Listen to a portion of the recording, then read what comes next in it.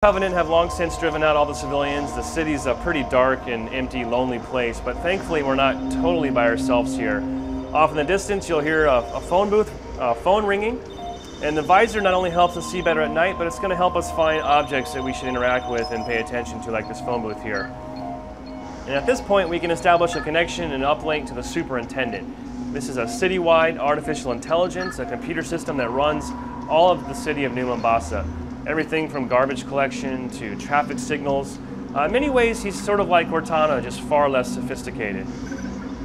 So the first thing he does for us is give us access to a whole map of the city. By hitting the back button, we can pull up this three-dimensional interactive map of New Mombasa.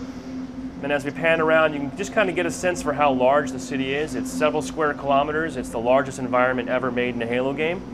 And once the campaign gets going, you'll actually be able to explore and move about the entire city seamlessly and go anywhere you'd like. So our goal, as TJ said in the beginning, is to try to find clues. We're trying to find the location of our squad mates and figure out what's been happening here in the city. Thankfully, the superintendent's going to make that job a little bit easier for us. These beacons that we're seeing flashing represent the last known location of some of our squad mates. And he's had cameras, and he's going to help get us off on the right track here. So we're going to begin our search today at the Oni Alpha site.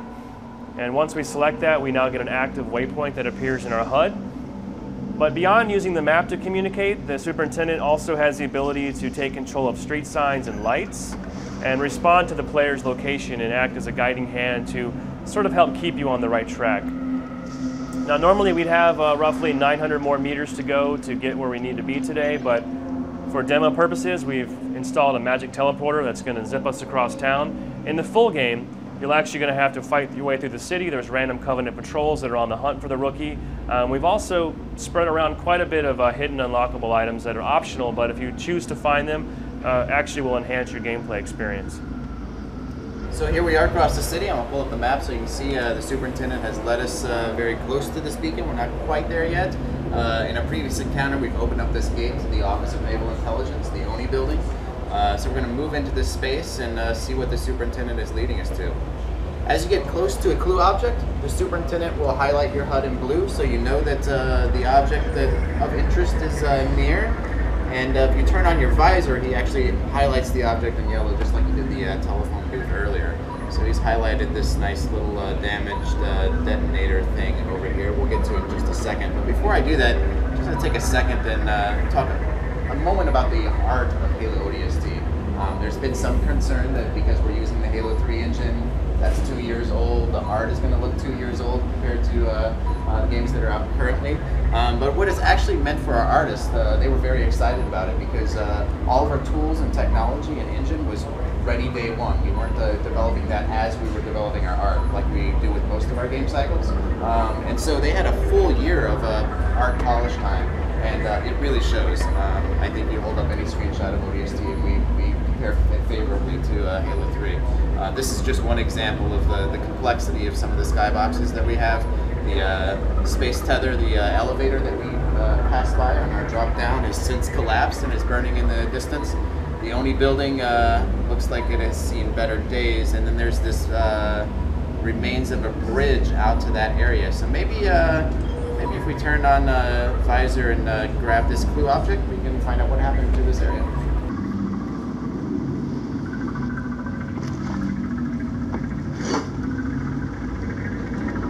Stand by, just protect. Online block.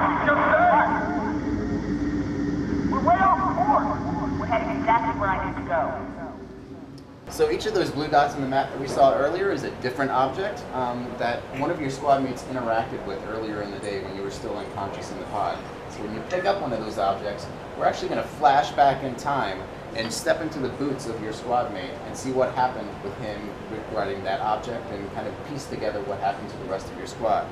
So we're going to jump into the boots of Dutch. Dutch is the guy who handed you the SMG earlier on in the opening cinematic. He has since met up with Mickey, and he and Mickey are defending the ONI building against him. Hurry up. You want to do this? Be my guest. But this ain't a job you want to rush. That do it? Signal's good. Arm the other detonators and pull back to me. Come on, tough guy. We got to blow this bridge.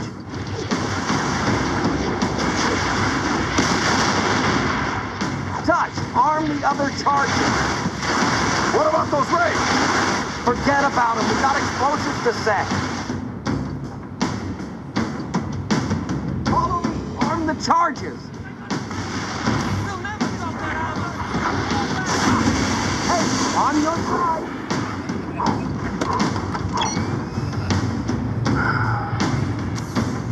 Look out! Down! Oh no, what?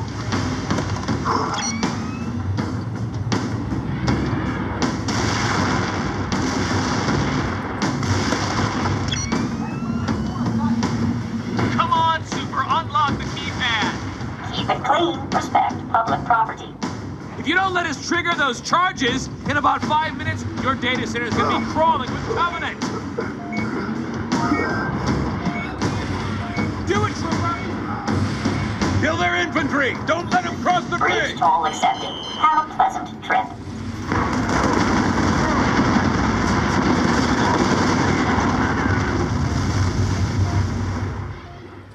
So now we have a better sense of what happened to that bridge that we were just looking at a minute ago.